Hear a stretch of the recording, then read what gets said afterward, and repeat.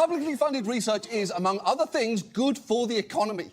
One report found that every dollar of medical research funded by the NIH delivers $2.56 in economic activity. So even if you are someone who hates learning and loves money, and yes, I am talking to one guy in particular here, publicly funding research is just a no-brainer. But obviously, that is not what this is really about. This is about the right being willing to sacrifice everything, up to and including a generation's worth of scientific progress, to get what it wants. And it is not hard to see what that is.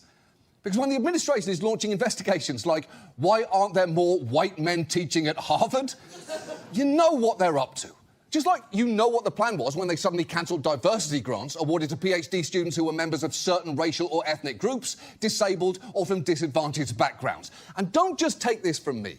In June, a federal judge, appointed by Reagan, by the way, ordered hundreds of terminated research projects reinstated, and when issuing his ruling, he stated, "I've never seen a record where racial discrimination was so palpable. I've sat on this bench now for 40 years. I've never seen government racial discrimination like this, and I ask myself, how can this be?"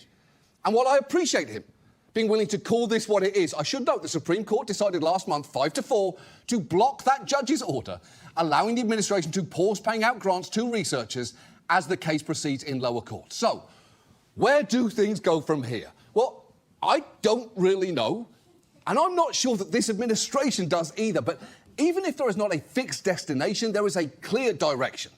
And that is that they want to turn back a clock that, quite honestly, had taken way too long to move forward, and restore the role of academia to being a training ground for those looking to uphold old systems of power instead of questioning them. And look, you can have problems with academia. You can think it's too cloistered or too liberal. You can think it's becoming too expensive or that its resources are misallocated. But the notion of the state suddenly executing a sweeping takeover of higher education to this degree is chilling.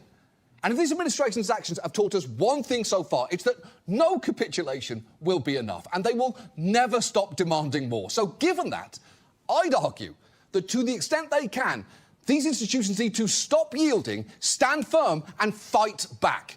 Because while I do get the appeal of thinking just one more concession, one more payoff might safeguard your independence or let you live to fight another day, it's worth asking, at what point have you compromised so much that the thing you're supposed to be defending is gone?